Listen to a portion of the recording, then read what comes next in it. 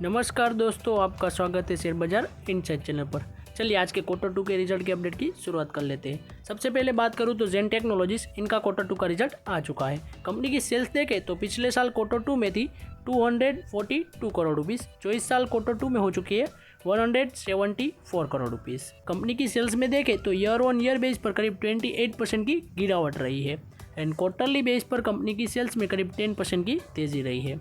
Company का net profit देखें तो पिछले साल क्वार्टर 2 में था 63 करोड़ रुपीज़, जो इस साल क्वार्टर 2 में हो चुका है 52 करोड़ रुपीज़। कंपनी के नेट प्रॉफिट में भी करीब ईयर ऑन ईयर बेस पर 17% की गिरावट रही है एंड क्वार्टरली बेस पर कंपनी के नेट प्रॉफिट में करीब 2% के अराउंड की गिरावट रही है। कंपनी का रिजल्ट देखें तो मेरे हिसाब से इतना अच्छा नहीं आया है, ईयर ऑन ईयर बेस पर कंपनी का रिजल्ट नेगेटिव में ही आया है। अब देखते हैं मंडे के दिन क्या इसकी इम्पैक्ट होगी कंपनी के स्टॉक प्राइस में। नेक्स्ट बात करूं कोटक महिंद्रा बैंक की, तो इनका भी क्वार्टर 2 का रिजल्ट आ चुका है। कंपनी की सेल्स देखें तो पिछले साल क्वार्टर 2 में थी 16,427 करोड़ रुपीज़, जो इस साल क्वार्टर 2 में हो चुकी है 17,199 करोड़ रुपीज़। कंपनी की सेल्स में ईयर ऑन ईयर बेस पर 4.70% की तेजी रही है एंड क्वार्टरली बेस पर कंपनी की सेल्स में गिरावट रही है 0.28% के अराउंड की।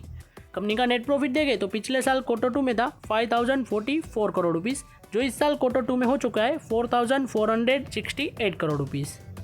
कंपनी के नेट प्रॉफिट में ईयर ऑन ईयर बेस पर करीब 11% की गिरावट रही है एंड क्वार्टरली बेस पर कंपनी के नेट प्रॉफिट में करीब 0.09% की गिरावट रही है। कंपनी का रिजल्ट देखें तो नेट प्रॉफिट और सेल्स में इतनी ज़्यादा तेज़ी नहीं रही है।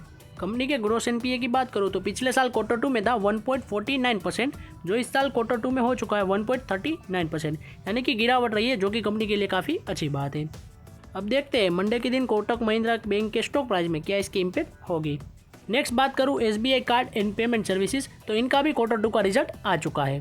कंपनी की सेल्स देखें तो पिछले साल क्वार्टर 2 में थी 4,421 करोड़ रुपीज़, जो इस साल क्वार्टर 2 में हो चुकी है 4,961 करोड़ रुपीज़।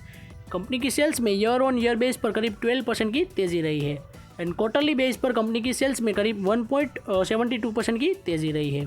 कंपनी का नेट प्रॉफिट देखें तो पिछले साल क्वार्टर 2 में था 404 करोड़ रुपीज़, जो इस साल क्वार्टर 2 में हो चुका है 445 करोड़ रुपीज़।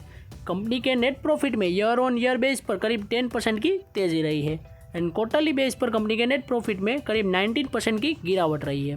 कंपनी का ग्रॉस एनपीए देखें तो पिछले साल क्वार्टर 2 में था 3.27%, जो इस साल क्वार्टर 2 में हो चुका है 2.85%, यानी कि कंपनी के ग्रॉस एनपीए में भी गिरावट रही है, जो कि कंपनी के लिए काफ़ी अच्छी बात है। कंपनी का रिजल्ट देखें तो मेरे हिसाब से काफ़ी ठीक ठाक आया है, इतना ज़्यादा भी खराब नहीं आया है। तो अब देखते हैं मंडे के दिन कंपनी के स्टॉक प्राइस में इसकी क्या इम्पैक्ट होगी। ऐसे ही वीडियोस देखने के लिए हमारे चैनल को सब्सक्राइब कीजिए और बेल आइकन को ऑन करना मत भूलिएगा। Thanks for watching.